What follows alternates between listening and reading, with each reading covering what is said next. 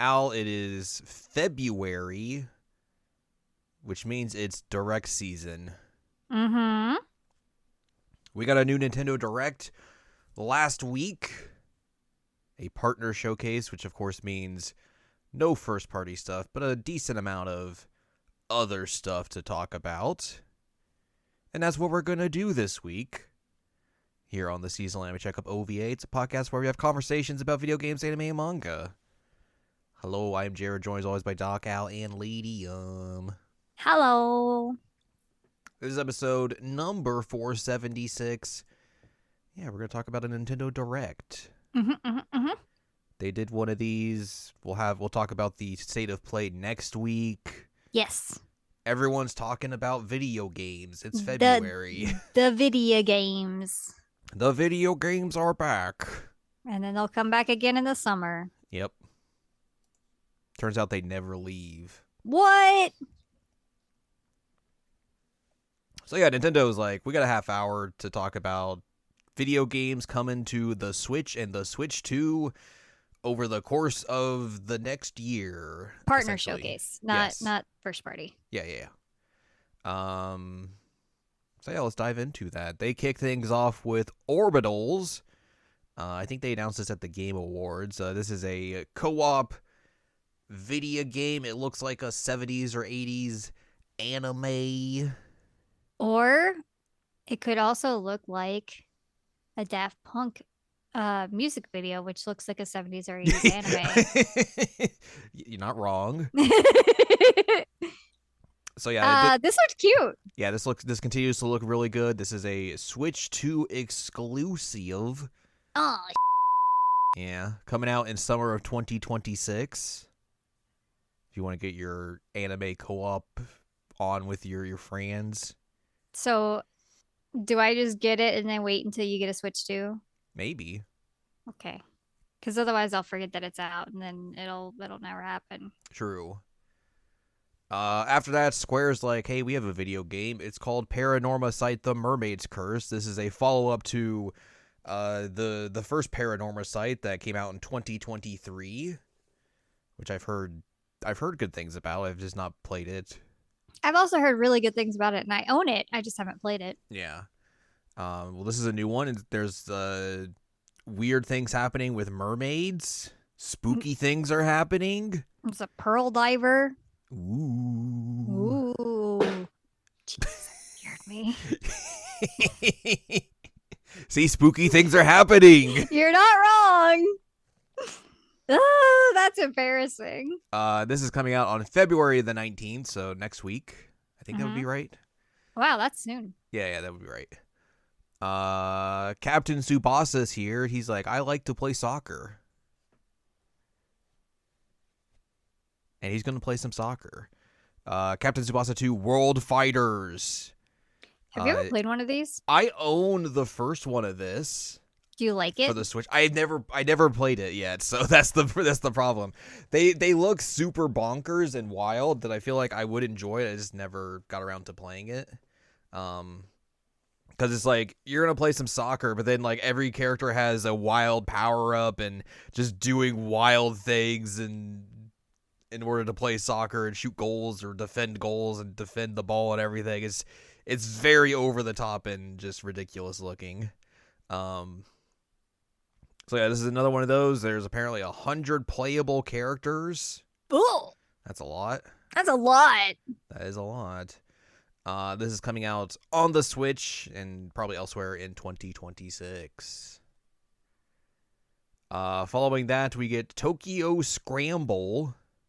It's got dinosaurs. It's got dinosaurs. This is coming to the Switch 2 on, I guess it's out now. Oh, is it? It came out February the 11th.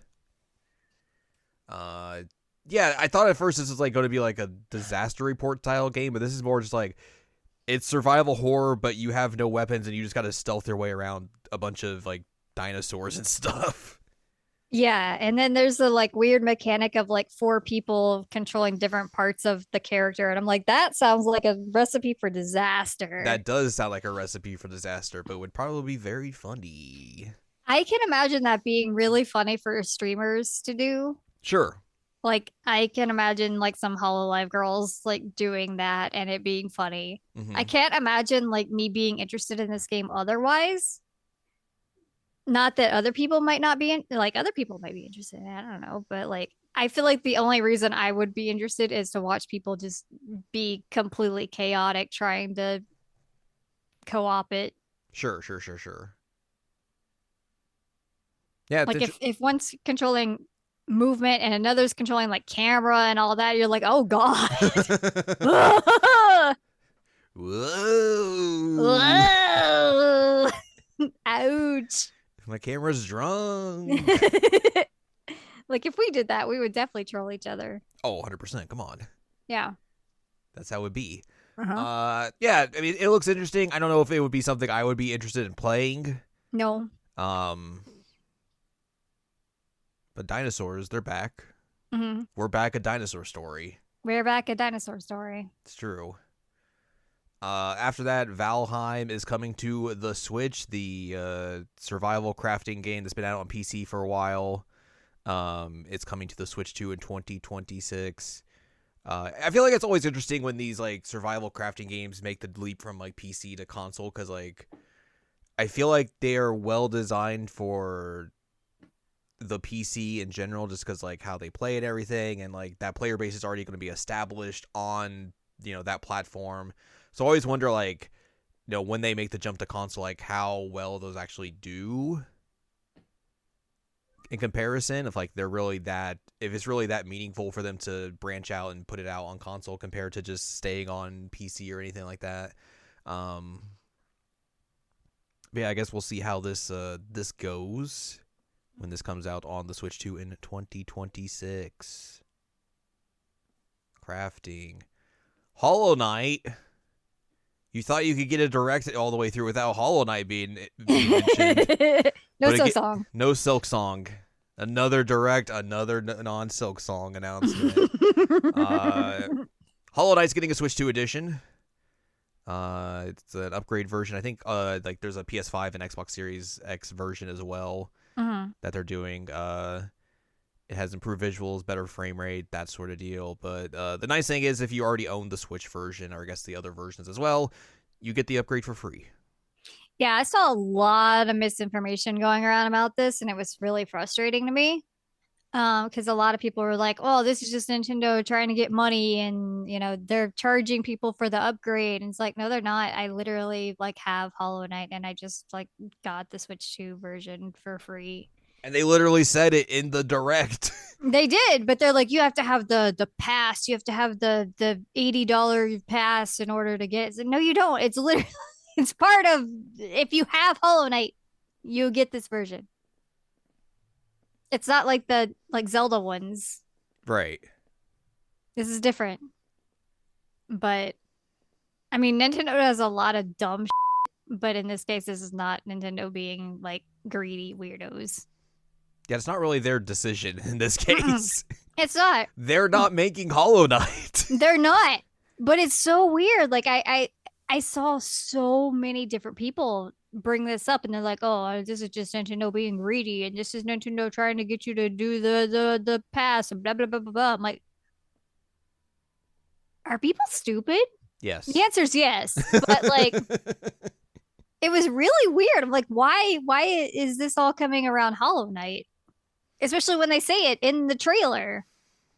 I don't know if you know this, Mm-hmm. but people have fervent opinions about Hollow Knight. What? I know, shocking. Whoa. Hey, you know what my opinion is on it? Yeah, what? I tried it and I didn't like it. Hey, you know what my opinion is about Hollow Knight? What's that? It's the same. Yay! High five, buddy. Nice. I hope that synced. Well, after that, Konami's here. Mm-hmm.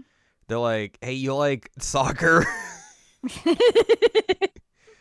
Well, we got eFootball Kickoff. eFootball has been around for a bit now. This is basically Konami's successor to the Pro Evolution Soccer or Winning 11 series, except now it's basically just free to play, and it's Ultimate Team, I think basically is all it is, really. Okay. So it's basically a lot of like, doing gotcha and all that sort of stuff to get players and building teams and playing online and all that sort of stuff. But now you're getting it on the Switch too this summer. Woo! Which, yeah, sure, I guess. I don't know. That's a thing. Mm-hmm. The Adventures of Elliot the Millennium Tales showed up. Yeah. We got a release date for this. This is coming out June the 18th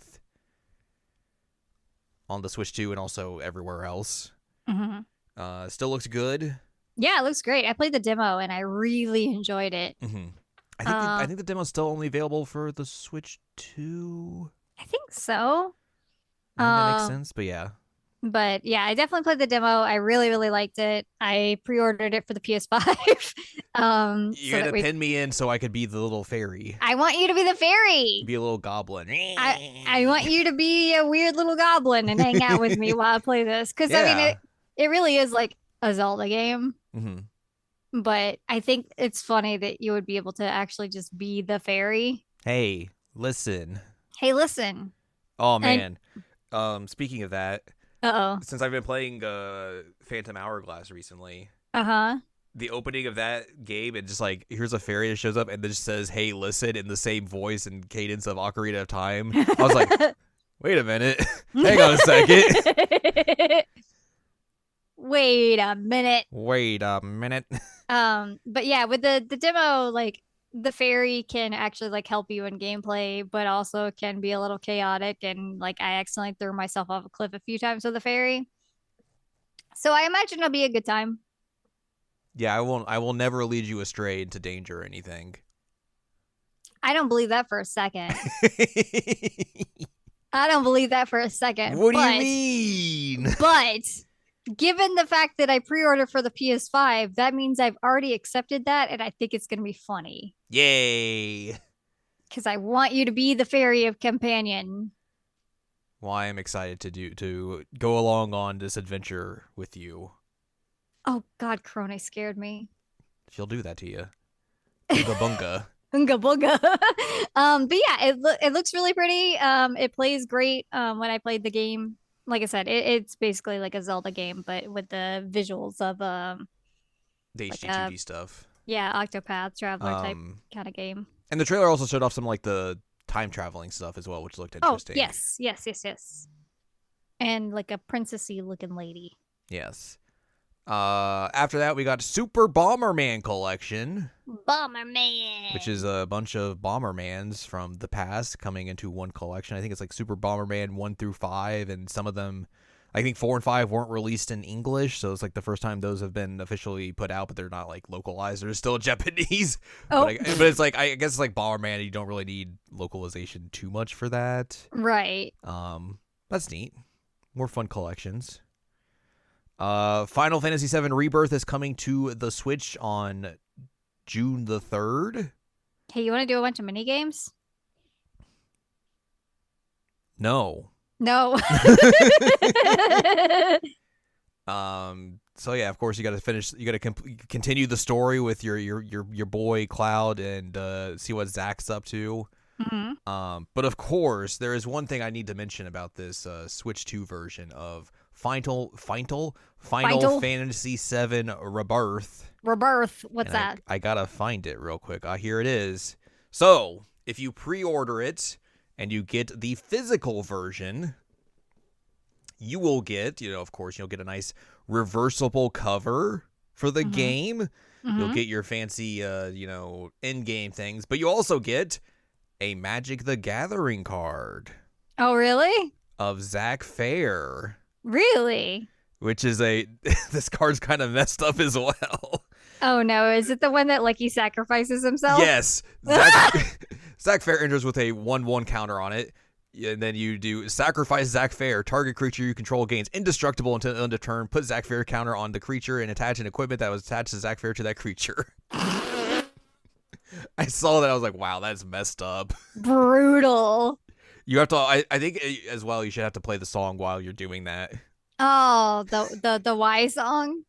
No, the whatever the song is that plays during the part where he's like fighting all the dudes. Oh, okay. Yeah.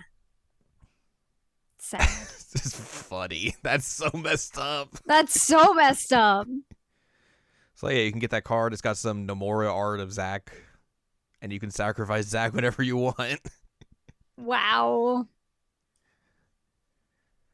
Up next, we got Pragmata, a new trailer for that. There's a demo out for it if you want to play that. I've heard good things from people who have played the demo of this game, saying it's like an interesting shooter and everything. So, they showed off like some stuff like where like you have to hack the enemies and stuff, and the little girl's like, "Do this," blah, blah, blah, blah. And Hacker like, voice, I'm in. you do a little hack, and then you can shoot them and everything. Yeah, it's like it's Death Stranding, but you're instead of carrying packages, you're just carrying a small child android. Yeah, and you have to teach her how to high five. And you teach her how to high five. Very important, of course. That is coming out at some point. I don't think this says it, but yeah. And you can also get an amiibo of the little girl. Oh, right. Yeah, people are being totally normal about it. I'm sure they are. Ugh. Turok Origins is a video game coming to the Switch 2 and probably other places in fall of this year. Dinosaurs are back again. Dinosaurs are back again. It's very... to be fair, I don't remember when the last time they put out a Turok game. I'm going to look this up, but it feels very weird for a Turok game to not just look like an N64 game. Mm-hmm. But yeah, apparently they put one out in 2019. Oh, but it's like not like the Turok games essentially. okay. Before that, they put one out in 2008 for 360 and PS3, and then before that, there was like a PS2, Xbox, GameCube one. Mm-hmm. And then there's like some Game Boy versions, and then the N64 games. So yeah, it just seems very weird. It's to me, I just like in my mind, I think of Turok, I think of the N64 game. So it's weird to see like a high res version of Turok and everything. But yeah, this will have first and third person combat. You can do co-op and all of it. You fight dinosaurs. Turok. Pew pew. Following that, we got Kyoto Xanadu. A game that we are both excited about. Yes, this is the successor to Tokyo Xanadu. Mm-hmm. It's different though. It is different. Instead of just like, Tokyo Xanadu essentially was just like a modern Trails game with action RPG combat. Yes. This instead, it's keeping the action RPG combat style and all that sort of stuff, but instead of it like, running around in a fully 3D world, you're doing like 2D side scrolling. Mm-hmm. When you're like running around the world, running through dungeons and everything. So that's interesting. It is interesting. Very interesting change compared to the previous one, but I'm still excited for this. It's an interesting blend of those two styles coming together, and we both really like Tokyo Xanadu. That's the thing that got us into playing the Trails games and everything. So Gateway drug. it is we have high hopes for this. Yeah, it looks great. I'm excited. The This- characters also look interesting. Yeah, this is coming out in the summer. We'll have to wait and see which character is just the character from Trails showing back up in just a different way as was in Tokyo Xanadu. Yeah, I mean, we did get the Reen stickers, but I want Toa to be back for some reason. Like, I don't even care why she's there. I just want Toa there.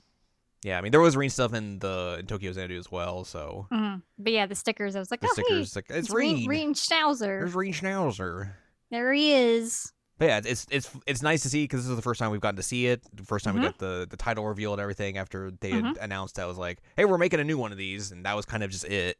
So it's exciting to see what this is turned out to be and everything. We'll have to see how it all shapes out in the summer. Excited. A predecessor to Sky 2, essentially. Yes. Or a precursor, or whatever. It's our setup to Sky 2 in September. Yeah, it's a Falcom heavy year. Yes, it is, for sure. Digimon Story Time Stranger is coming to the Switch 2 on July the 10th and the Switch 1. The Switch 2 version will have performance and quality options, which is weird for a Switch 2 game, I feel like, but I don't know how many other Switch 2 games do that, but yeah, I still want to play this game. I just have not been able to get it and play it. Obtain it, yes. Grand Blue Fantasy Relink Endless Ragnarok is a video game coming out on July the 9th. It is I guess a new version of Grand Blue Fantasy Relink. The action RPG version of the Grand Blue Fantasy. Hang out with all your favorite Grand Blue characters and do some action RPG stuff. It's very interesting, I guess, for me because I am a Grand Blue Fantasy player, the gacha game in particular. Yes. But like I never really have impetus to go and play the like these console versions of the game. I don't know why. It's just like I guess I just have enough on my plate with the gacha game because there's a lot of stuff in that game for sure. And the gacha game just gets weird with how like they have all the like collab characters and all that sort of stuff that you would never get in like in this or in the fighting games and all that sort of stuff. So like I can't bring out all of the Aqua Gals into one of these games. They're not gonna let me do that, but I can in the gacha game. Yay! So yeah, that comes out on July the 9th. Monster Hunter Stories 3 got a new trailer. That comes out on March the 13th. There's a demo out of it out today. If you want your JRPG Monster Hunter stuff. That's it. That's all I got. Yeah. Hamsters here.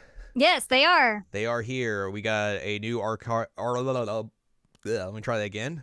They got a new Arcade Archives 2 announcement where they are putting out Rave Racer, which I believe if I look this up, I think this is the third Ridge Racer game. Oh. That's going to be coming out soon. And then they also announced Console Archives, which is very exciting. They're going to be doing console games and porting them to all the systems and everything. They showed off Doraemon, some other stuff in like a montage, and then also announced that like, hey, the first two we're doing is Ninja Gaiden 2 and Cool Borders, which I was just like, oh my god, someone remembered Cool Borders. What is happening? You were so excited. Look, Cool Borders is not a good game. Okay. But when you were a kid in the late 90s, early 2000s, at the height of the X Games, and you're like, man, I need a game to rent, there was a few games that would fit that criteria if you did not want to play, or if you already owned like, you know, your Tony Hawks and all that sort of stuff. It was like 2 and 3 Extreme, and it was Cool Borders. Mostly Cool Borders 3, because that was the later one. But yeah, I remember playing those games a lot just because like it was the extreme sports games that weren't just Tony Hawk, and you got to do like other stuff in those. Like obviously Cool Borders is a snowboarding game and everything. Which again, also snowboarding games around this time were all very weird, and they kept that way through like, you know, the SSXs and all that sort of stuff, where it's just like you're just doing kind of like downhill runs essentially. It's like kind of like races in a weird way, but you also can do tricks and stuff. They never really figured out how to really make snowboarding games until like recently, where they're just like, right, let's just make it open world essentially. So that was kind of like the impetus of snowboarding games for a long time, was just like downhill runs and all that sort of stuff. But it's neat that they're doing this. I think like you can play a version of Cool Borders on the PlayStation that they've done like with their emulation stuff, but like Hamster does just incredible work with their emulation stuff and how they treat these games and put them out, their packages and all that sort of stuff on all the consoles and all that sort of stuff. So like them basically taking the reins of like putting a bunch of older console games onto all these new systems, and you know, you'll probably get like the different ways that they do the Arcade Archives ones, where you'll be like, here's the US ROM, the international ROM, and the Japanese ROM, like that sort of thing. And they'll look really nice. They'll play really well. It's exciting because, like I said, I think they do a really good job of like preservation for these kinds of games and everything, and them going and basically extending out into console stuff and all that sort of stuff is really cool. And I'm really excited to see all the different games that they decide to utilize for this service and all that sort of stuff. And it makes sense, I guess, as well, because probably like they're probably running out of games for like the Arcade Archive stuff, so yeah, might as well dip their toes into console stuff. So yay! Yeah, that's very exciting. The Ninja Gaiden 2, I think Cool Border stuff is out now on Switch, and I think is also coming out on other consoles this week as well, or this past week. But yeah, I was very excited to see that show up. We also got a montage Montage. of video games like Scott Pilgrim EX. That's coming out soon. Yep. Reanimal. Do I remember what that is? Nope. It is the original team behind Little Nightmares. Right. Yes. Well, what about WWE 2K26? What about it? That's it. They got battle passes in that game now. Oh. Everyone's real upset about it. Ooh. Star Trek Voyager Across the Unknown. PGA Tour 2K25. Woo. Goat Simulator 3. And Shadow Tactics Blades of the Shogun. That's your montage. Montage. Montage. And then we got a new trailer for Resident Evil Requiem. This trailer was really funny. It was something. They showed off first-person stuff with Grace. They showed off third-person stuff with Leon. Then they're also just like, yeah, you can just do both, whatever. And you can just switch between them. It doesn't really matter. Leon doesn't know how to shoot, I guess, anymore. I realized why they were doing it, and it's because they didn't want to show any blood. Which is weird because at the top of that direct, they're like, here's the ratings for stuff. It is RP to M. Yep. Which, like, yeah, that means you can show stuff like this. But he was so bad at shooting. It was hysterical. I mean, it was just like Stormtrooper. ish. Yes. That's how I was trying to say it. Yes. Like he was not even remotely near target. Yeah, that was weird. Yeah, but I guarantee you that's why, because every single time it was very, very obvious it was intentional, like Yeah. bad aim. And then they would do like cut to blacks on other things where it would have been like violent. But yeah, they showed off the gameplay and all that sort of stuff where the Gray stuff is less actiony, the Leon stuff is very actiony. It feels kind of like how RE6 is. I mean, that's a good game. It's a good game. This is coming out at the end of the month, so we'll have that in our hands very soon. Yay! But they also announced Amiibo. Leon looks like he's got like Lego hair on. It's very funny. They didn't even try to put facial hair on him or anything. He's just like, who is that man? hey, what's up? It's me, Leon. That's his okay. Okay. Here's the real question for you. Okay. Would you rather have the Amiibo look like this, like it is right now? Yeah. Or how Leon looked in Resident Evil Degeneration? Ooh. Ooh. I mean, Lego hair is at least funnier than just being stanced up and serious. Yeah, but imagine if the Amiibo was just him stanced up. I mean, that's pretty funny. Is he also going to look like he kind of has to poop? Yes. All right. Well, then maybe the Degeneration one would be funnier then. It would be funny. Stanced up, has the poop face. Yep. Great. Perfect. Beautiful. So yeah, you can get Amiibo of Leon and Grace. I guess in the summer? Yeah, I think they also said they'll do something in the game. I feel like I remember saying, but weapon skins. Great, just what I've always wanted. Yep. Look, I want to put my Mario Amiibo on it and give me a Mario gun skin. That would be funny, actually. Just shoots and goes, wahoo! Wahoo! Here we go. Here we go. No blood comes out, just coins. It's Ted. He's just like, draw. See, that would be good. Yeah, I agree. But yeah, the Amiibo are interesting looking. That was yeah. I was not. To be fair, I wasn't expecting it. No, I wasn't either. But yeah, the Amiibo do have an interesting look, especially because like a lot of the Amiibo, like I mean, I have a ton I'm looking at right now, and like they look pretty good. Look really nice and everything. Like I'm looking at the Terry Bogard one. It looks nice. The Solid Snake one looks very nice. A lot of detail on these guys, and then you see Leon, and you're just like, what happened here? What happened there? Hopefully, by the time it comes out in the summer, they look better. Yeah, I can only hope. True. But yeah, Resident Evil Requiem comes out at the end of the month. Mm-hmm. We'll see how our Unc Leon S. Kennedy is faring in this. They, to be fair, they also mentioned in this that I don't think he's working for the government anymore. Yeah, that's interesting. Yeah. I'm intrigued to see what's going on there. What's this boy up to? What's he up to? Driving his Porsche around and Who gave this man a fancy car? He wrecks everything he drives. I mean, hey, to be fair, he's the one driving it. He's not having someone else drive it, so. He also drove an airplane and crashed it into the ground. All right, fair. I mean, I guess that government job paid well enough that he was able to afford a Porsche. Yeah, I guess so. Okay, hang on. Let's take a look here. Okay. Resident Evil Porsche. Of course, we got to go to Porsche.com to learn more about it. The ultimate playlist, overview of gaming highlights featuring Porsche. Not exactly what I want. The Resident Evil Requiem features the Porsche Cayenne Turbo GT. All right. How much does that cost? That's what I'm trying to figure out. How much does a Porsche Cayenne Turbo GT cost?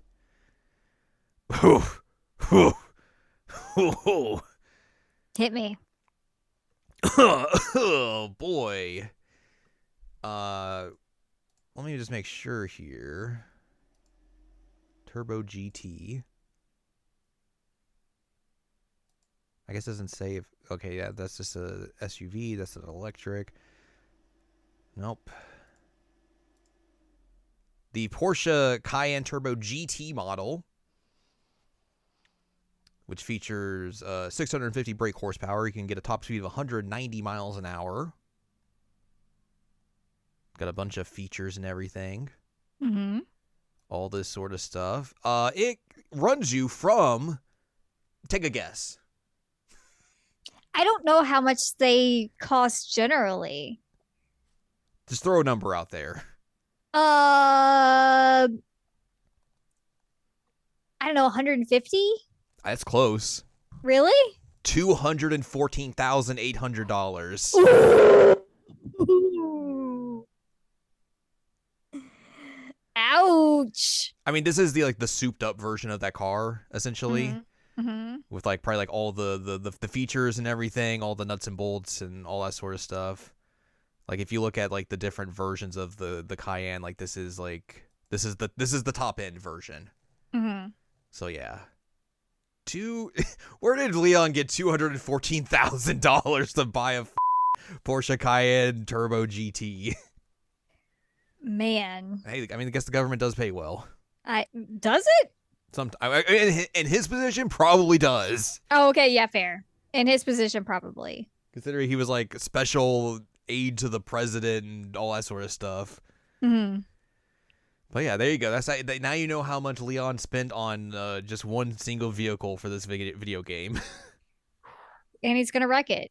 He's probably no, he probably will not wreck it because Porsche would probably be like, Oh, that ain't happening. So? I would be very surprised if that car gets damaged at all in this game. Okay. Maybe it will. Who knows? But I have no idea. I would be surprised. Okay. 214. Yeah, cars are expensive, especially high end performance cars like that. I would say I paid I think 27,000 for my car.